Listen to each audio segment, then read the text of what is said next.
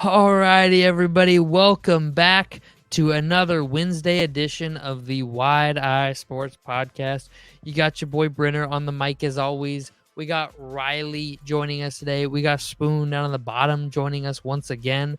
We are in Combine Week, and let me tell you, the news has been flying at us ever since Sunday night. Our group chat's been popping off. We just sending link after link after link after link after link after link. Because there has been just Kirk Cousins news, Combine news, other Russell Wilson news, the Russell Wilson and Brandon Marshall interview, the Chase Young, I almost said Chase Young, the Justin Fields interview on the Amon-Ra Brown podcast this past weekend. I mean, there's just been tons of stuff flying at us. It's been a good week. It's been a good off-season week. I feel like it's not going to be much better than this, although until the draft hits. I feel like this is going to be like there might be like a peak at free agency, but I mean, I feel like we get real spoiled this week, and I feel like it's just going to keep on coming with everybody, all the teams getting to talk to each other and have discussions at the Combine. I feel like we're going to get, a little extra news. But with that, the Combine has started. Today is Tuesday. We're recording on Tuesday. This will come out on Wednesday, the 28th. This is Tuesday. Head coaches and GMs are doing their interviews today. Players will start doing interviews tomorrow. Thursday, you have the testing that begins. So 40-yard dash, bench press, all those good tests that they do, which we'll go over those in just a bit. Thursday, you have the D-line and linebackers, February 29th. Friday, the 1st, March 1st, you have DBs and tight ends.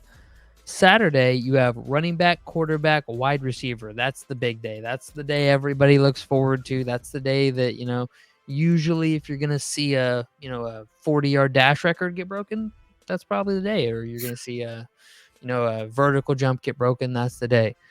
And then Sunday is the strength day. You got the O-linemen doing their thing. So that's Sunday, March 3rd. So a good little weekend Combine metrics, and we'll have tons to go over next week. Next week we'll have all the Combine standout performers, everything to go over next week. But for now, every one of these positions will have a 40-yard dash, a broad jump. They go through a doctor's physical, a 225-pound bench test. So they load up 225 on the bar, see how many reps you can get. A 20 and 60-yard shuttle. They have the 3-cone drill, vertical jump, and then they have, stuff based on positions. They have quarterbacks throwing. They have wide receivers catching gauntlet. They have, linemen doing, drops and other things to let teams, coaches get eyes on guys, just see how they function in real life. Then you have a couple other things. You have a Cybex test, which is a mental acuity test. You have drug tests, obviously, and then you have the Wonderlic test, which is the full IQ test that you would get if you got a new job at a corporation and they wanted to judge your mental acuity. You would take the Wonderlic test, which is what all these guys have to take. I have a question for you guys real quick. Spoon, I can't remember his name. It's a Texas wide receiver. Murphy. Not Murphy. Worthy. Sorry. Worthy. Do you think he has a legitimate chance to break the 40-yard dash record? Is he fast enough? I don't know if he's fast enough to break the 4.22 record, John Ross's record. I don't think he has that. I don't think he has it in him, but he was one of the guys that was named, and you being a big Longhorns fan, thought I'd pose the question to you. Was it him or yeah? No, there was another one. It was like a Jackson State safety or something like. It was some Florida Atlantic or something like that safety that was the number one overall most likely player, and I can't remember his name. And I'm sure he's very fast, and I apologize. I mean, there's reports that this Oregon State wide receiver Anthony Gold, he's really fast. That he could probably. I don't know if he's going to break it, but he could run the fastest 40-yard dash. Yeah, absolutely. He's fucking speedster, dude. So. Dude's a legitimate weapon in the speed game. With that, speaking of teams, I compiled a list of every team with at least 5 or more players going to the Combine. And this year there were 24 of them. So basically the top 25 are all sending 5 or more players, pretty much is what goes on. Now there are 7 teams with 10 or more players. And we'll stick to that list because that's a little more manageable to deal with. So coming in at number 7 is Penn State, having sent 10 players this year. Alabama also having sent 10 players. And then we have 2 of the best teams in the nation this year sending 11 players in the Georgia Bulldogs and the Texas Longhorns. We're sending a lot. Sending 11 players. Then you have a team that a lot of people will argue should have been in the college football playoff, Florida State, sending 12 players themselves to the combine.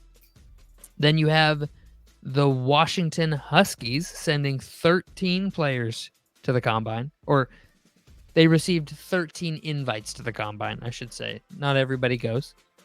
And then we have a new combine record for most players invited to the combine this year by the Michigan Wolverines. The previous high was 16. Michigan is sending 18 players to the combine. 18 dudes on their squad are at a level in which the NFL was like, yeah, these guys are consensus no-brain picks. We want them in Indy. We want to be able to let them run tests, get some sneak peeks for our coaches and players and all that kind of stuff. So I think that's crazy. That's almost a starting defense and a starting offense. So there were 93 total teams represented this week and 321 total invites. So do with that what you will. About 100 of those came from those teams we just named. So, which is kind of crazy. Yep. So conference-wise, the Mountain West had 13 guys. The Big 12 had 38. The ACC sent 47. The SEC sent 89. The Big 10 is this year's winner, sending a whopping 90 dudes to the combine. It's a lot of guys. That's a lot of guys from one conference, dude. I was a little surprised to see the Mountain West in there, though, with 13 dudes. I mean, Mountain West's getting better, but I didn't know they were getting that much better. But yeah, so that's kind of the combine rundown. The news about the combine will all come later on throughout the week. It'll come out, we'll know everything we need to know by like Sunday, Monday-ish. So we'll have all that stuff for you next week. For now, Spoon, Riley, is there any player or players that you guys are just really excited to see at the combine? Man, the whole quarterback class. I mean, Joe Milton is one of those. Honestly, I'm kind of excited to see him. Okay? That's my guy, dude. So I'm sorry, Riley. I don't want to overstep what you were saying, but no. I'm kind of curious to see how well Milton throws. Because when we talk about the quarterbacks in this combine, we're talking about Drake May, Caleb Williams, Jaden Daniels, JJ McCarthy, Bo Nix, Michael Penix kind of fallen off a little bit, I feel like, in our recent talks, but no one said anything about Joe Milton. No one. And I'm curious to see just how the combine works in his favor, to see if he can climb up these draft rankings just a little bit. So if you don't know, Joe Milton is the Tennessee quarterback. He played there for the past 2 seasons, and before that, he played under Jim Harbaugh at Michigan. He is 6'5", 200.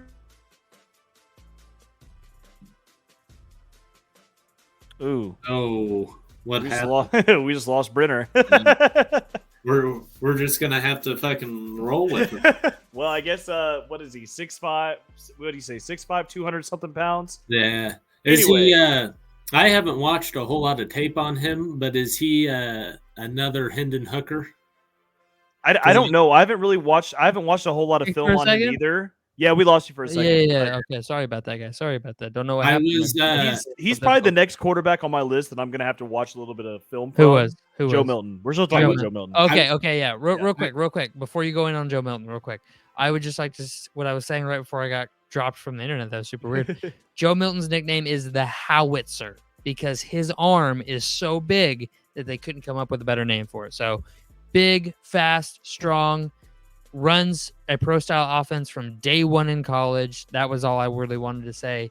Dude's built for the NFL. Sorry about that. The question I asked Spoon was, is he another Hendon Hooker? He's far more athletic than Hendon Hooker, but he's much more akin to a Cam Newton. Cam Newton was a little bit better of a thrower, I think. Hendon Hooker was definitely a better thrower in my opinion, but I don't know. Well, Joe Milton has an arm. He's got a cannon for an arm. Cannon. Yeah. So I'm literally I pulled up this report real quick that's showing like NFL combine predictions, and that's one of the ones that comes up. Is one of the predictions is that Joe Milton throws the ball 80 yards in the air. And honestly, that's realistic. That could definitely happen. I could see absolutely. That. It's dude.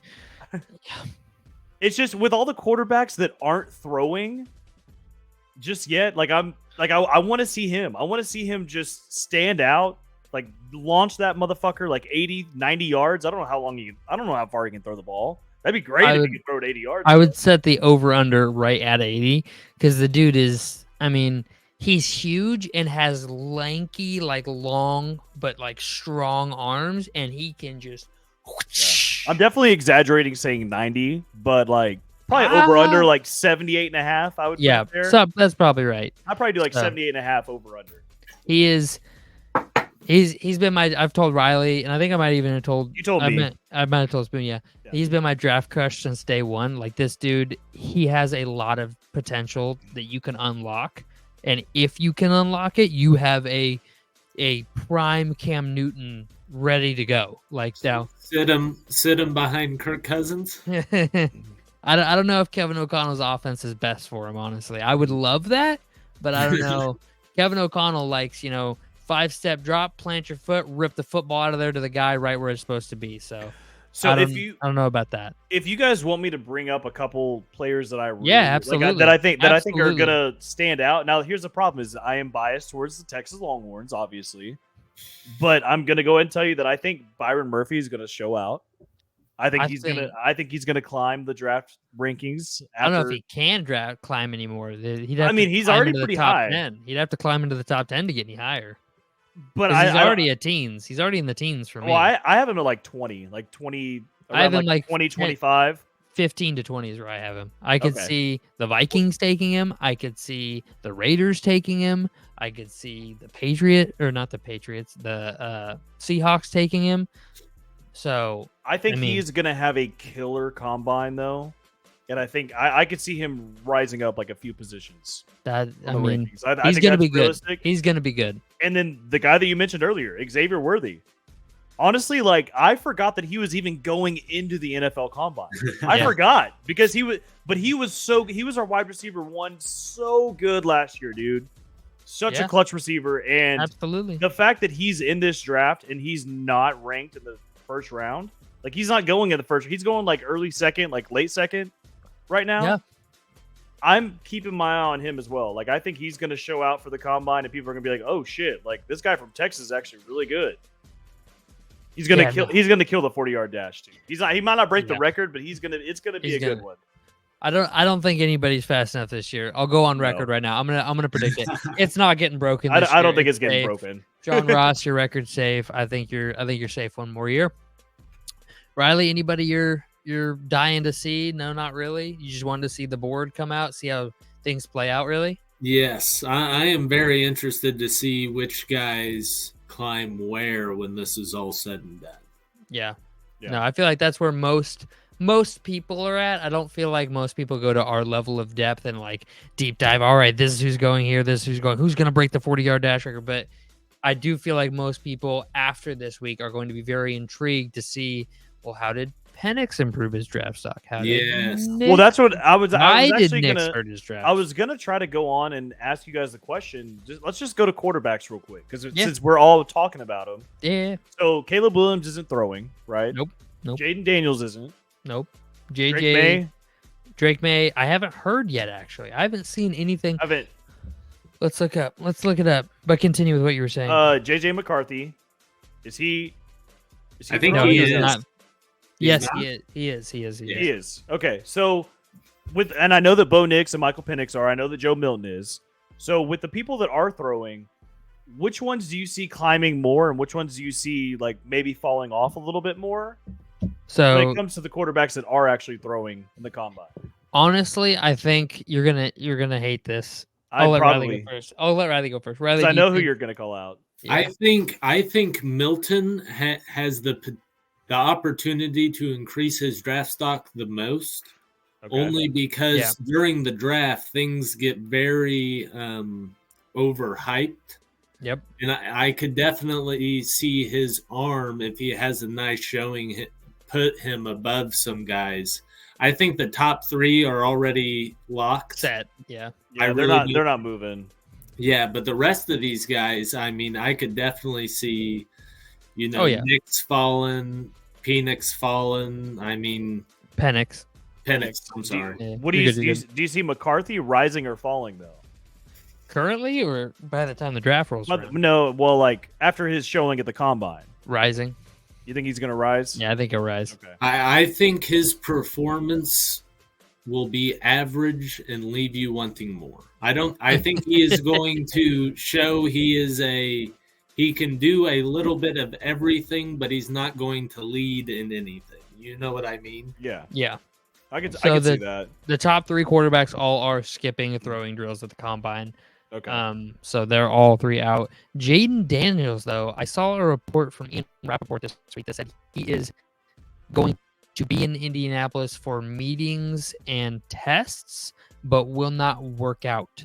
So I don't know if that means he won't do any drills or if he's just not doing throwing drills. So there's a potential that the guy whose 40-yard dash we kind of want to see the most in Jaden Daniels Yeah. won't be running the 40-yard dash until his pro day. So, And Yeah, that's I would love to see his 40. I think if your Yeah. mobility is one of your strengths, you should be running the 40. I do too, and that's why Bo Nix, a guy whose mobility is his greatest strength, will definitely be running the 40. There's no Yeah. question. He's Right. probably the best. Him and Jaden are the 2 best athletes at the quarterback position by a mile. Like I mean, Caleb Williams is a great athlete. Bo Nix is Taysom Hill 2.0. He could play 4 different positions. He's so athletic. And then Jaden Daniels is Lamar Jackson 2.0. I mean, this dude, I've seen him outrun, like get out into open field, outrun a cornerback, and then stop on a dime and send a safety going right past him.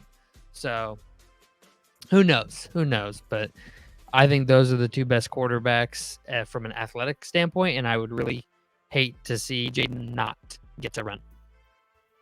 But that's just me. So with that, back to the question though, do you see Knicks rising or falling? Do you see Penix?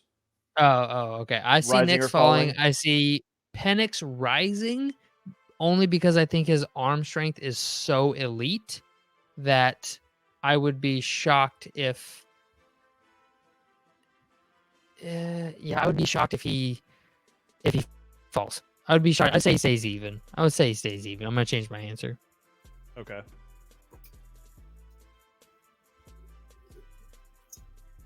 Oh, we lost him Well, again. we just lost him again. So what was your answer to your question? Who do you see using him falling? I mean, I definitely see Milton rising the most. Yes. I think he has the potential to rise the most. Now, if he goes out there and throws 90 yards but is missing guys left and right. Yeah, then he might say the same then. But I mean, I don't know. What I'm watching with him though is that I think he has the highest potential to go up in the draft because he is just so far down right now that so many teams are just overlooking him, kind of like how we are. Like when we're talking about the quarterbacks, we're talking about all these top guys. I didn't find out about Milton until last night. I saw some clips like throwing 70 yards and then doing a backflip. Well, that's because he had a killer season two years ago, but this last season, like he was kind of quieter, like didn't really do a whole lot. So I think that's why his draft stock kind of fell a little bit. But I don't know, man. Like I know that I was waiting for him to say Knicks is gonna fall. Because right now I have Knicks as like my QB, maybe my QB3, possibly. Really? Definitely my QB4. Oh yeah, I think Knicks is way just over the top above McCarthy. I do not have McCarthy over him at all. That's where me and Brenner kind of argue a little bit. So I'm back again. I got dropped Yeah. again. I don't No, know what's you're going good. on with my internet today, guys. I'm really sorry about the technical difficulties. I have a wired connection. I really have no idea what's going on. My You're internet good, says man. it's good. We're talking about how I think I have Knicks graded no. above McCarthy. I know. Yeah. We So, me And and it's not a- Spoon got can I into ask you a this. question here? Yeah, Go go for ahead. it. Spoon, you said you could see Knicks getting into the top 3. Which of the current top 3 would you see? You him said that? I told you that in our group chat. Oh, I must have blanked like Okay, that. so that must have, like fucking. I I must have- have blacked out when I read that. Or I'm something. not dumb. I have Caleb Williams up there. I have Jaden Daniels up there. But the more that I watch Drake May tape, he just falls for me. Now I know that he's the perfect build to be molded into a great quarterback, just like Justin Herbert, which I see that. Just I like know. Josh Allen. I know. But if I'm taking like right now, if I'm drafting quarterbacks and I'm trying to see like, hey, who do I have the best potential to win with in like a year, 2 years, 3 years? Like right now, I'm going after Bo Nix. If Dude is so consistent, mature. He's older. He's accurate. He makes the right decisions. He can make the right reads. He's athletic. Like why is he so far down on these draft boards? I don't get it. Do you want the answer to that question? It's air yards. I get it. It's No. one- I can tell you the actual. So the reason he is so low on draft boards is because of a couple of reasons. One, he's playing with an absolutely loaded Oregon team. Two, his average depth of target is the lowest of any of the top 5 quarterbacks by 4.5 yards. And 3, they changed the offense in Oregon to be 100 times simpler so he could succeed at a higher level. So what they did is, and I showed Riley some film on this a little bit ago, is they made over half of his yards came on throws that were average depth of target 10 yards or less. 20% of his total yardage came on screen passes. So So you're telling me that Bo Nix is a more athletic Brock Purdy? yes. But I mean, don't know if he has. Purdy's- But Brock Purdy has the mental acuity to run an NFL offense. Bo Nix does not. How do you know that? Because you don't know that. They took the offense in Auburn that he ran poorly, an NFL style pro offense, and when he went to Oregon, they're like, yeah, you don't do that well, so we're going to run this super simple offense where you have to make one read and get the ball out really quick so that you don't have to run a pro offense. You're just going to hit quick throws all day. You're going to get up to the line of scrimmage, we're going to have a throw for you, you're going to throw it there. And he does that well. Don't get me wrong. He does it exceptionally well. He literally will throw a guy. No, listen, I'm just saying that He does not throw people open. No, he does not. Let me tell you this. He does From not. the game film that I've been watching, he will throw to a receiver before he is even open. He reads defenses that good. That's why But he's he is up throwing there the ball 4 yards down the field. I'm watching him. These are passes that I'm seeing him throw 10, 15 yards down the field that he's throwing to a guy before he even breaks his route. Brenner, It's perfect. It doesn't get much better than that. When you were describing what the coaches did for Bo Nix, Yes. do you not think he would be a perfect fit in Denver? I mean, he is what Sean Payton wants, a quarterback who will get the ball out quick and won't improvise. I don't think he will. I don't think he can work well in Denver because he doesn't have the overall arm strength. Sean Payton likes the deep shot and likes to be able to hit quarterbacks. Sean Payton's favorite route is the corner route with so he'll run. Denver did this a lot last season. They'll run a levels concept underneath. They'll have trips right, run 2 levels on the outside coming back in, and the corner route going out to the side so that the safety bites in and has to try to catch up to the corner route. And that you have to have a good arm to be able to lay it 40 yards downfield off the numbers. It's a 55-yard throw. Bo Nix doesn't have that arm strength to do that accurately. He just doesn't have it. My hot take from the combine is I think that he is going to throw just fine, and it is going to help his draft stock. He's not gonna go up to the top 5. I'm not saying that. Yeah, no. But I could see him going like probably mid first round. My if thing he with throws exceptionally, which I could see him doing. I feel like if he was gonna have that, it would have come at the Senior Bowl because he had tons of NFL scouts there watching. We would have heard like, "Oh, Bo Nix's arm is actually way better than people think," and you didn't hear anything about it. Yeah, You heard I nothing. didn't. So I'm gonna go on record and say Bo Nix could potentially have a great backup quarterback career. He could be an excellent Chase Daniels type. He could be that guy. I don't think he's a starting quarterback in the NFL. I think that's where we differ. I think you definitely think he has the potential to be a better version of Brock Purdy, and in the right situation, I think you think he can succeed. I don't think he has the IQ to, or I shouldn't even say IQ. I don't think he can run it. Same thing about Justin Fields. I don't think he can run an NFL offense. I don't think he can Tom Brady it and walk up to the line of scrimmage and go, all right, I have a levels concept over here, so the safety is going to come down here. And on this side, I have man coverage, so I have the deep shot there. If I want hike the ball, levels isn't there, but I know I have man coverage, so just throw it. So I don't think he can process all that quickly and do those things. As most people can't. There are top 15 people in the world that do it that make millions of dollars. This isn't a knock on Bo Nix. I'm not trying to make it sound like Bo Nix was a terrible quarterback. Bo Nix had the second highest offense points per game in college last year. They averaged over 44 points a game, but the majority of that came on, shorter passes and because he was playing with really good teammates. So, and I said this in our group chat, but if Caleb Williams played for Oregon, we would be talking about Caleb Williams as having had the best college football season that's ever been. So I just don't see it with Bo Nix. I don't see it with Michael Penix either, though.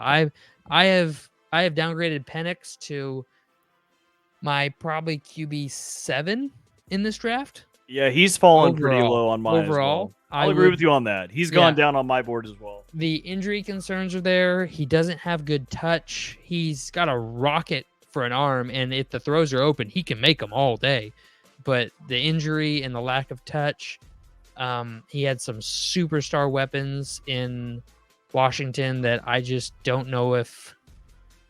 I think he needs he could be a Brock Purdy, I think, and because of his arm, like his pure arm talent alone, he could be a Purdy. But if you're requiring him to make or break your game and be the star, no chance. He doesn't have that. And then I have an announcement to make in front of everybody here today. I have a new quarterback 1 in my draft rankings. I am saying right now, if I was the Chicago Bears, I would not take Caleb Williams. I would pass on Caleb Williams and take Jaden Daniels. Okay. I have all the confidence in the world that Caleb Williams is going to be a great quarterback and he's a generational talent, maybe even will become a generational player. I think Jaden Daniels is a certified Himothy candidate potentially for the next 15 years. So Jaden Daniels is just him. He's just that guy. He can make every throw you want. He can do everything you want him to do. And yes, he has his downsides. Like he is not particularly great at like getting the ball out, like those little nuances of the game. Like he is great though at delivering the football where it's supposed to be, when it's supposed to be there, identifying man coverage, identifying zone coverage. So LSU, the new Oculus, like the Apple one. So they got an early access to something like that at LSU this past season, and they set up a play simulator, and they just let you like go up to line of scrimmage, diagnose the play, see what you see, what you think is going to happen, and then they grade you on the play. They had to run it at 200% speed because Jaden Daniels was just 100%ing it every time. They had to turn it up to 200%. This dude is insanely football smart. He can make every single throw you want. He is his biggest, extremely mobile. Extremely mobile. That's the Bears. The Bears trade Fields, get a haul for that. The Bears trade down to 2, let Washington take Caleb Williams, and then the Bears take Jaden Daniels. Yeah. I mean, that would and imagine I would hate that. I would hate that so much. Both of them. I would hate that so much. And I'm hearing that Have you heard the new Justin Fields odds for where he's going? Because I know I went over it with you guys I about heard how Pittsburgh last. the odds have shifted. Have you heard about that, Riley? There's a new team that and it's not because of like any Vegas. No, it's not any hearsay or whatnot. It's just who he's following on Instagram. That's all it is. But have you heard who he's just Atlanta. like? He's Atlanta. Yeah. Yes. He's from Georgia. He's from Georgia. He went to Georgia initially before he transferred to Ohio Well, I State. know that he's following Drake London, Kyle Pitts, and Bijan Robinson on Instagram right now. And he unfollowed the Bears. And he unfollowed the Bears. So, hey, but he went on. What's up? From what I've heard, the talks with Pittsburgh, they're trying to include Deontay Johnson, and hold on, Brenner. We have 4 wide receivers under contract next year. Yeah. One of them is DJ Moore. The other one was a rookie this last year that I don't think is ready to come in a big role. Mm-hmm. And the other 2 are people with normal lives have never heard of. Fair enough. we either way. Equanimous St. Brown? No, he's not coming. Oh, he's not coming back? He's not under contract as of right now. And I will say that I read a report yesterday that I think I sent it to you guys, that the field for Fields is quickly slipping the closer we get to the draft, and it's gone from potentially like a second, a third, or second and fourth to now just a second. So the closer we've talked about this, Riley, the closer we get to the draft, the lower his potential trade out becomes. Not even the draft, free agency. Yeah. As soon as he has to be moved. If that is their plan, he has to be moved before free agency starts. I agree a whole 100% with you. I just really want him to be a Bear because I want you guys to suck. He beat you. I'm sorry. Hey, he finally beat it.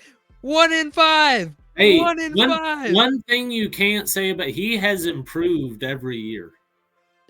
Sure. That is one bright spot. I mean, he's not wrong. No, he's not wrong. And I would love to see Justin Fields as the Bears quarterback. I would love for you to pass on all 3 of the top quarterbacks this year. Heck, take Bogus as his backup, please. Okay, I've got something I need to get on my chest for Bears. Get on your chest or get on your chest or off? Get off my chest, right? All right.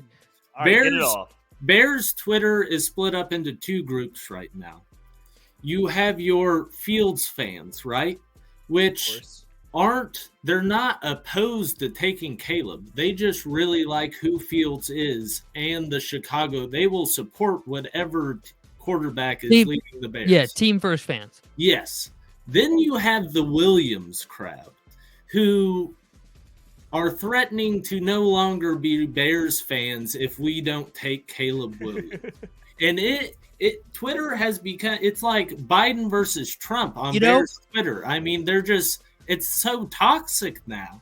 I can relate to that a lot. Spoon, I don't know how Cowboys Twitter is, but Vikings Twitter is a lot like that with Kirk Cousins. There are people who love Kirk and want to see him succeed, and those are usually the team first fans. Like, I consider myself a team fan. Like, you could, like, fucking Brian Urlacher could come out of retirement and put on a Vikings jersey, and I would tell you that Vikings legend Brian Urlacher suited up last week. So I don't care who the fuck puts my jersey on. If you put my jersey on, I got your back.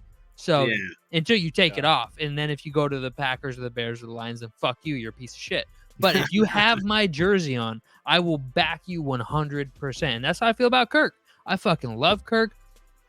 Kwesi Adofo-Mensah and KOC had their interviews today that both of them like gave a hard we are in the works of getting Kirk back to being a Viking. That's what we want to do, and that's what our plan is. So I would love to see that happen. But there are also the Vikings fans that are like, trade up to number 3 and take Jaden Daniels no matter what it costs. And I've said that. I would love for that to happen, but I would love for both to happen. I want Kirk this year. I'll fucking pay Kirk $55 million for a 1-year deal if he'll sign a 1-year deal and be a bridge quarterback. Now, I don't think he'll do that. Well, I will say the good news for the Vikings is that I did see a report that the GM came out and all trades for include Justin Jefferson are off the table. Yep. He They said are not JJ even- is not on the table. Why he would is I do that? he is untouchable. God. So that's Thank good God. for you guys. Yeah, there was a lot of that. I've been choosing to ignore that steam because there's a lot of that steam going on Twitter, and I was like, nope, No. I don't see that. That's not real. That If that just is tried, that's a not real. true generational talent that you're Oh, not, yeah. no, you That don't is just, a generational player. Like he Yeah. wasn't a. So we argued like should the term generational talent be used, and I brought up the point of generational talent, generational player are two different things. Generational talent is Caleb Williams. Generational player is Justin Jefferson, Patrick Mahomes, Josh Allen. Because let's be honest, Josh Allen wasn't a generational talent. He was picked QB3 in his draft. Tua went before him. He had a big arm, but went to a small school and wasn't accurate. Very similar to how people I would say if they were both in the same class, Drake May would go over Josh Allen. Like that's how people viewed Josh Allen. They high upside, but you got to get him there. So I just there's a difference between people throw out the generational talent thing like it's fucking candy and fucking mall, and it's just Caleb Williams is the only Caleb Williams, Marvin Harrison Jr. Those are the generational talents in this draft. Anybody else that tells you anything different is jumping on a hype train. Joe Alt will be a starting left tackle in the NFL for the next 10 years. That's not generational. We get that every other year now. Okay, there are great tackles that come out all the time. We don't get players that can do what Caleb Williams can do with his arm talent alone. Except for we've had one, Patrick Mahomes. That's it. That's the only other dude that can do what he does. And then like Marvin Harrison Jr., like very rarely do you get wide receivers that come out, the Calvin Johnsons, the Julio Jones. These guys don't come out that often with this big a hype. JJ was the QB5 or wide receiver 5 in his own draft.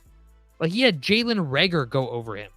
Jalen Reagor went before Justin Jefferson. So I say all that to say is there's just a difference between talent and player. Generational talent, generational player are two completely different things.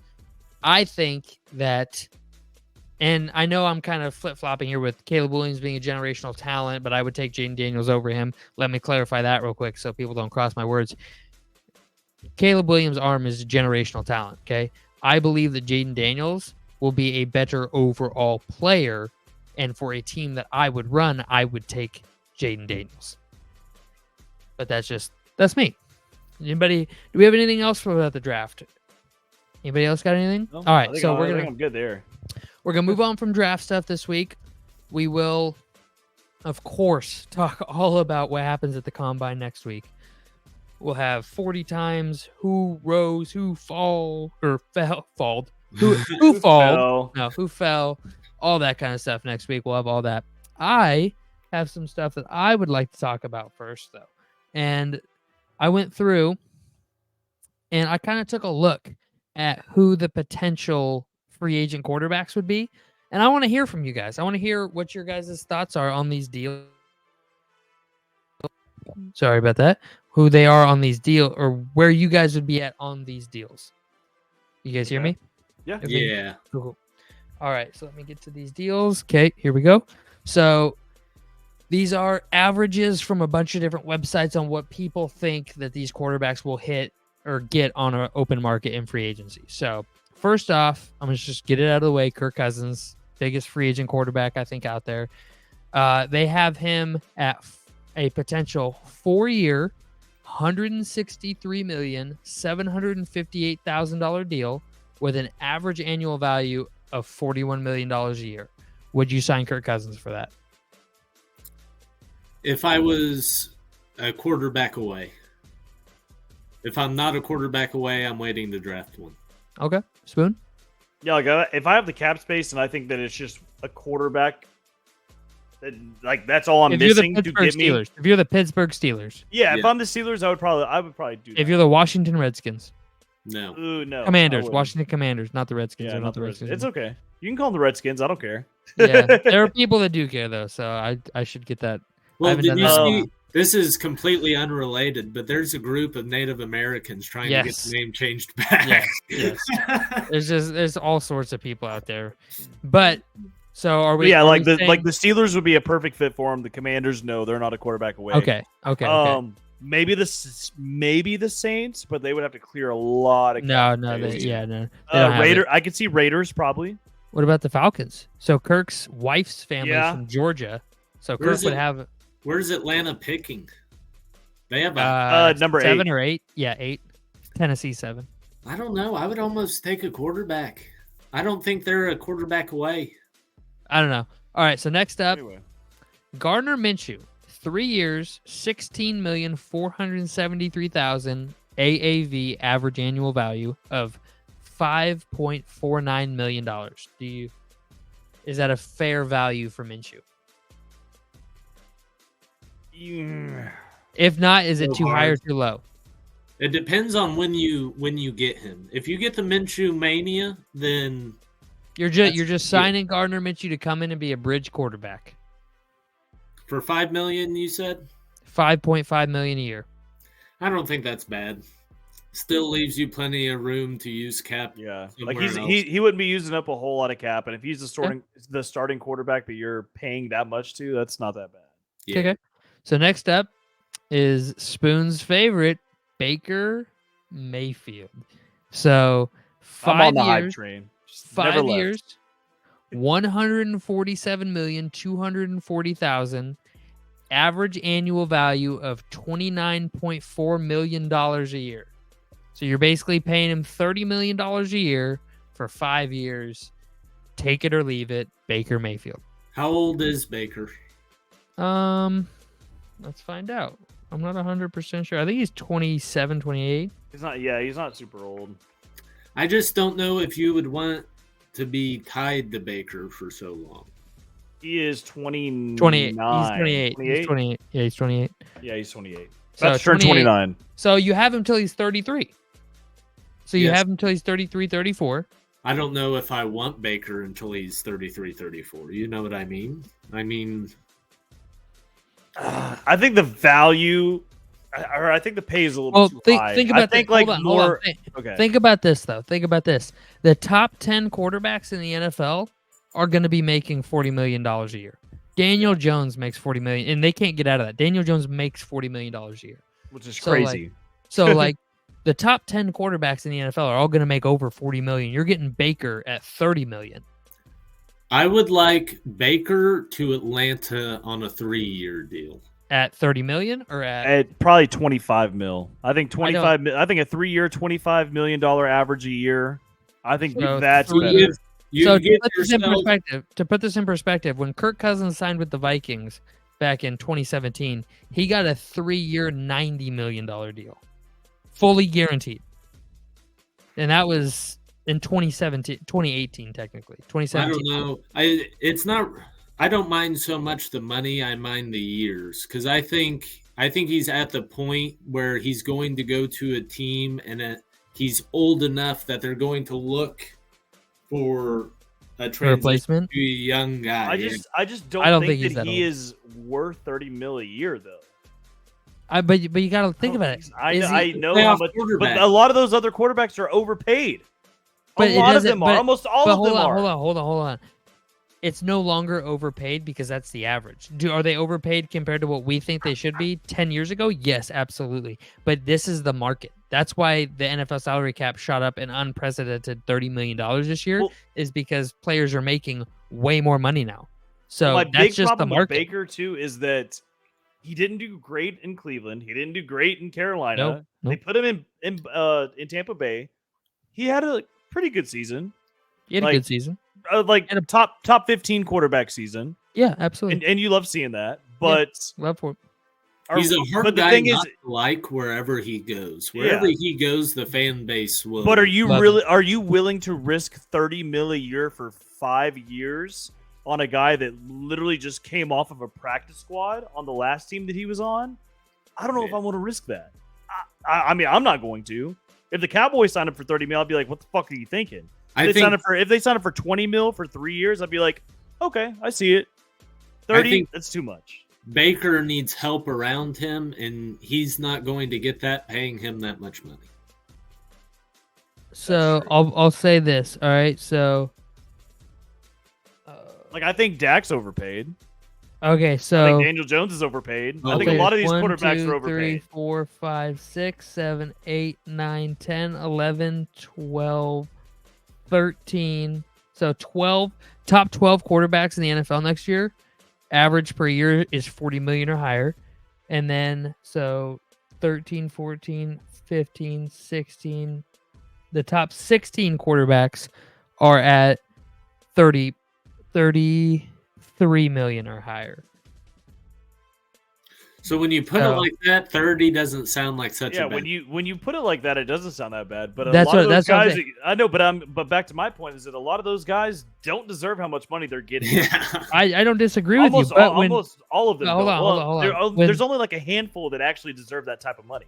yeah. But this is where the market's at. You have Derek Carr making 37.5 a year. You have Daniel Jones 40 a year. Matthew Stafford 40 a year. You have Deshaun Watson 46 a year. Kyler Murray 46 a year. You have Geno Smith and Jimmy Garoppolo at 25 million a year. You have Kirk Cousins currently at 35 million a year. Aaron Rodgers 37 million a year. So See that Geno Smith Garoppolo at 25 mil? I'd put Baker maybe a little above that. which is right Maybe 30 mil, in that 30 mil scenario. Yeah. maybe. Right between Rodgers and above those two, right at that 30 mil spot. So I don't know. It's Bro. just I got one more quarterback here for you. I think this one's cut clean and easy. It's Ryan Tannehill. His value is a 1-year, $5 million flat contract. Take it or leave it. Be a bridge guy. Come in, be a backup even. What do you think?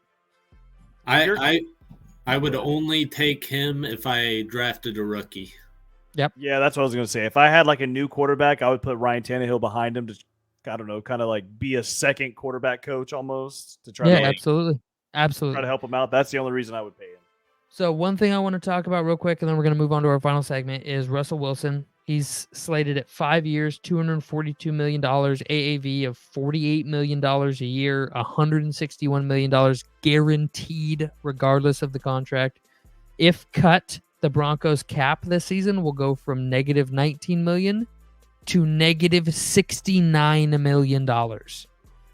So I put together a little scenario here to get to a place in which they could be happy. Okay. The Broncos would have to end up cutting Cortland Sutton, Justin Simmons. Is it Justin Simmons? Yes. Justin Simmons, Garrett Bowles, Jared Stidham, and DJ Jones, Samaje Perine, and that would create, and Tim Patrick, which would create about $68 million in cap with only $9 million in dead cap. So that would be huge for them, which would That's a put the- total rebuild. yeah, which would put the That's team. rebuild territory. So if you cut Wilson, you have to rebuild, and that would still leave you at negative $1 million on the cap. That's it. They can't afford to cut him. They Yeah. can't cut him. You're They stuck have with- to trade him. You could trade him. You could trade him. Yeah, they get traded, but who's going to bite on that contract? Exactly. So I just wanted to throw that out there. As soon as you said the No, how watch- many millions a year that he's making, I'm just 48 like, million. dude, yeah, 48 Hey. million for Russell Wilson. Yeah. That is so high. This That's was crazy. Denver cuts Russ. Vegas signs Russ, and now Vegas has Russ, and their in-division opponent is 68 million. Paying him. negative cap. Oh Yeah, my and they're God, that'd be paying. crazy. That would be the nuts. ultimate. That would be You. that'd be the Like- ultimate. fuck. But Wilson doesn't fit in Vegas though. You know No. his. Did you All see right, he he was doesn't need talking like he would take the vet minimum for whatever team he went to?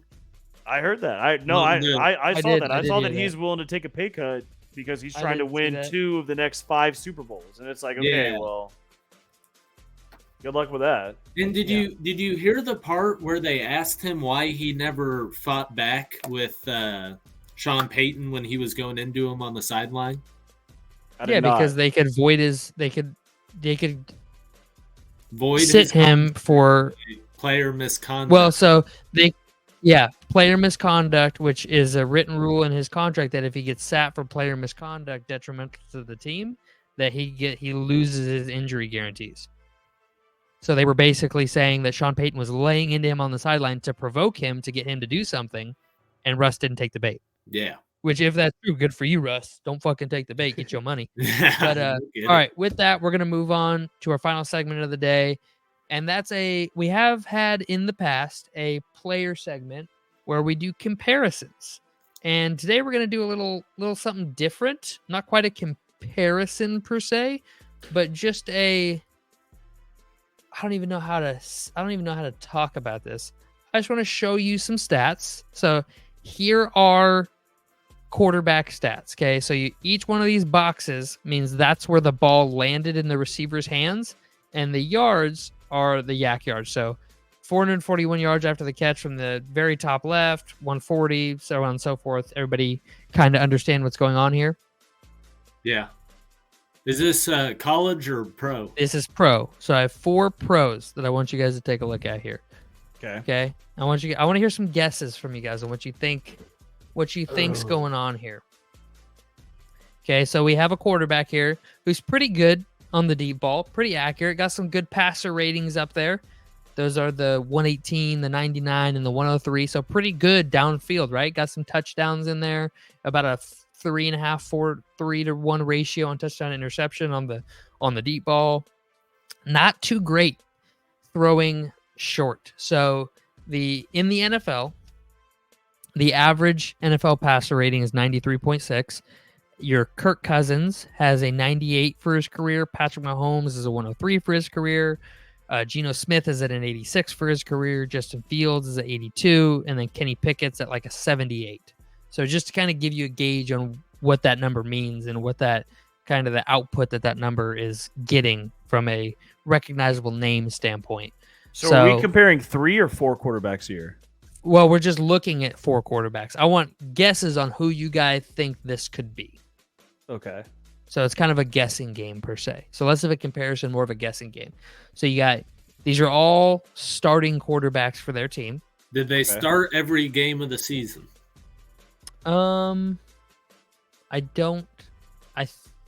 Every game they were healthy, they started. I don't know if they started every single game. Is it Stafford? It is not Matthew Stafford. So we're going to give each of you 2 guesses, and if you guess the third time, you automatically lose. The other guy wins. Okay. So. Is one of them Dak Prescott? Well, no, this is all one quarterback. Oh, this is all one quarterback. This whole thing is one quarterback. Nope. I thought you were comparing. Comparing certain quarterbacks. That's why I was confused. I was like, wait, how many are we comparing? The whole chart is one quarterback. So inside the numbers, outside left, outside right, and then different depths. At the line of scrimmage, 10 yards deep, 20 yards deep. Okay, well then, Tad, don't take that guess. Give me 1 second. All right, so like I said, we got a good passer on the deep route. He's pretty standard, pretty good over the middle. Over the middle, pretty good. The quick outs to the left are a 116 pass rating. Got 3 touchdowns on those to 1 touchdown over to the right. But kind of weird, we have only 70 yards, 0 touchdowns, 0 interceptions behind the line of scrimmage to the left. He looks guesses? I mean, he's obviously a beast from short. I'm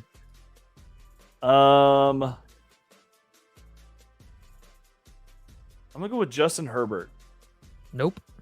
Okay, so there's one guess. Let's do 2 guesses. You each get 2 guesses.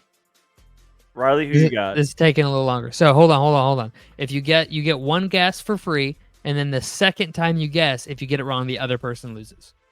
Okay. That you lose, the other person wins. Sorry. Backwards. Is it Dak? Are you taking that as your final guess? Is your final guess? If you get it wrong, you lose. No. Okay. Because I'm trying to think of who had this many interceptions. That's the stat I was looking at too. I was like, 8 interceptions that I counted total. Let's see who had that. Obviously not Jalen Hurts. It's probably gonna be like fucking Kirk Cousins or some shit. With him being a Vikings fan, but it's not him. There's not Jalen Hurts. It's not. I don't think it's Dak. Oh man. You know what? I'm just gonna throw it out there. It's Josh Allen. No. Josh Allen had way more picks. I thought he did too. Derek Carr. Oh wow. Derek Carr. The first one was Derek Carr. So just gonna give you, he didn't do that bad. Like he had a lot of picks, but he really didn't do that bad. They had the 118, 100, 103 pass ratings deep, which you tend to have higher pass ratings deep because you get more touchdowns deep, so it tends to happen. All right, next up here. Oh, we got another one. Okay. Oh yeah, we got 4 of them. I told you we got 4 of them. Okay. Oh, that's where the 4 came in. That's why I was confused. I was like, what the fuck? Okay. All right, so here we go. Not very good on the deep ball for the most part. Really good intermediate, and then average on short passes. Usually going to the right. Got a couple touchdown passes from behind the line of scrimmage in the center of the field somehow. I would assume those are like tosses. All right. I don't know. All right, I got my guess. Who? This is Jalen Hurts. Eh. Is it Josh Allen? It is Josh Allen. It is Josh Allen. I figured Riley would get that one, but I threw it in there anyways just because. No, I saw those 6 picks over the middle. I was like, that's more than guys getting a season. I was like, there's only one guy this can be. Well, that's why I picked Jalen Hurts, because I was like, oh, this is way too many interceptions. Yeah, so you got Josh Allen here. I am surprised how inaccurate he was deep. Yeah. Yep. 10 for 28, 8 for 25, and 11 for 29. So about 20 to 25% on deep passes. So, all right, with that one, we got another one coming up here. All right, so once again, we have somebody who kind of struggles to the right deep, but has some good passing stats over on the left side. Really good intermediate thrower again. You got that 10 to 20 yards pretty consistently with 2 great numbers and a above average number. Not a great short thrower of the football, which is really weird to think about. Got 6 picks from 0 to 10 yards. Got to be tips or something. You got Sam Howell? Nope. No, he had like 20 interceptions. That's Riley, you got a guess? Man, Lamar? Nope. All right. All right, next guess wins or loses. What are you feeling? Matthew Stafford? It is not Matthew Stafford. Oh. This one is Jalen Hurts. Oh, bro. Jalen Hurts. That one hurts, doesn't it? That one hurts. Yeah, it does. Because I didn't want to pick Jalen Hurts every time. And what's funny is I was thinking about Jalen Hurts, but I was like, as many times as Spoon has said it and it not been, I was like, surely not. Yeah. Right. So there's Jalen Hurts. All right, last one. So we have very inaccurate deep quarterback with elite level short throwing ability, and then very, very, very good intermediate thrower when coming to his left. Tua? What do we? Nope. That's a good pick. Well, when he said the throwing to his left thing, I thought he was like giving us a hint. You know what I mean? I was like, yeah. oh, it's got to be Tua. Nope. Look at the deep passing numbers though. Look how inaccurate they are. You can't be throwing to Tyreek Hill and have 2 total touchdowns downfield. Is this Baker? Nope. Okay. All right, so we have for all the marbles right here. Yeah. What are you gonna go Give with? us a conference. What conference is he in? AFC. How dare you assume their pronouns? How do you know it's not a they them? Man,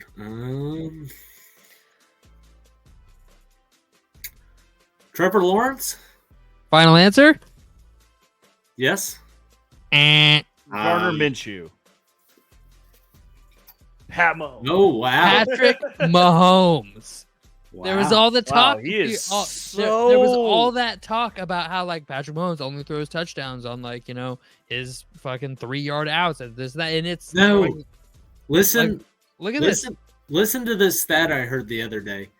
Every Josh Allen rushing touchdown, the average yards ran by him for his rushing touchdowns was more than Patrick Mahomes' average yards for throwing touchdowns. You want some crazy stats? You want some crazy stats?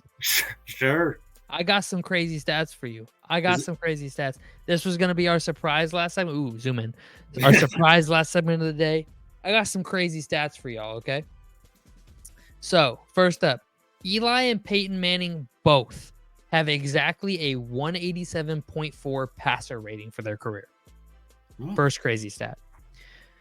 Next up, most receiving yards after the age of 40. Number 1, Jerry Rice with 2,169. Nice.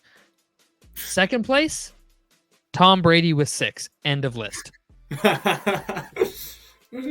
right, then we got the Browns when they went 0-1 a couple years back in week 1. That was their best start in 18 seasons. 18 years, that was their best start. Jim Harbaugh. Oh, hold on. No, that's not right. There we go. Okay. So Jim Harbaugh has more career rushing yards than Bo Jackson. Oh, I saw that. Yeah. Harbaugh has 2787 and Bo Jackson has 2782. Tom Brady did not score a first quarter touchdown in his first 7 Super Bowl appearances. Took him 8 Super Bowl appearances to get a first quarter touchdown. Joe Flacco's first 6 playoff games, he threw for 47% completion percentage, 1 touchdown in 6 interceptions, and went 3-2 still. Crazy. And then we have Carolina never had back-to-back winning seasons at one point in their franchise history and still won the NFC South 3 straight seasons. They went with a losing record one time.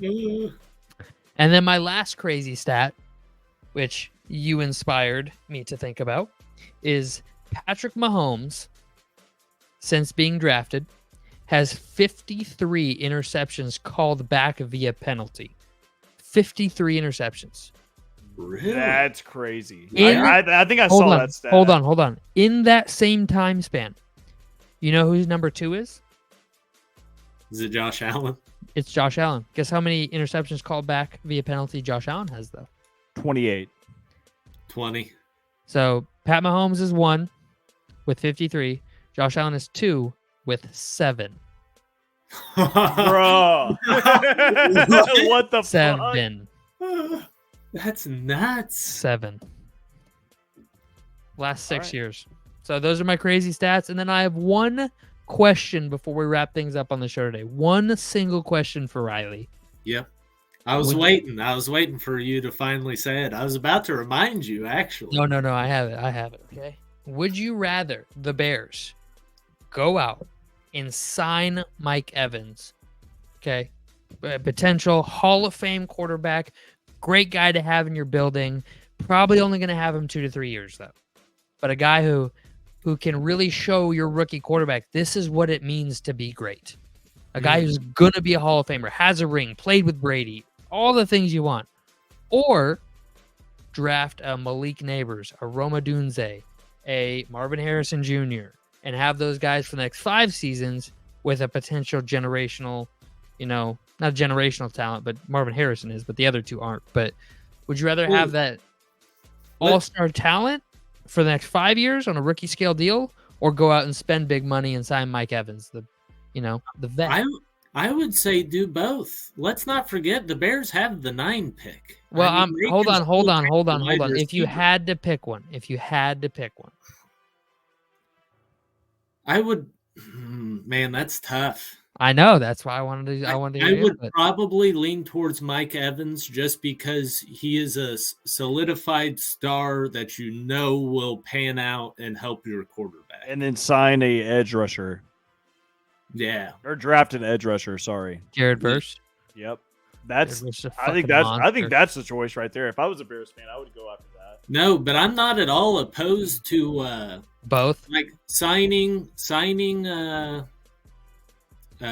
Mike Evans. Yep. And then with that 9 pick, whether we take Rome or is it Odunze? Rome, it's Rome Odunze. Odunze and Malik Neighbors. But they're both big-bodied guys, aren't they? Malik is not as big as Rome. Rome is a little bit bigger than like a Jamar Chase, Malik Neighbors is like more of a Jamar Chase. Well, Rome my Odunze thought is is 6'3". you put Mike Evans on the outside, and then DJ Moore can play inside or out. Yeah. So whichever rookie you take, now your entire receiving core looks different. Like I said earlier, we only have 4 guys under contract, really one starter. Yep. So they're definitely going to have to make moves at wide receiver, but I definitely like Mike Evans. And so Rome is 6'3", Malik is 6 foot. And my other question is, you've lost faith in Darnell Mooney? You don't have. He's not scheduled to be back. He's not scheduled to be back. So is he going to come back? What do you think? So I was actually talking to Brenner about this before the podcast. I think that Darnell would be a sneaky move for KC or Buffalo. I could see that. He's a 1,000-yard wide receiver who had a god-awful... But Justin Fields doesn't have any weapons.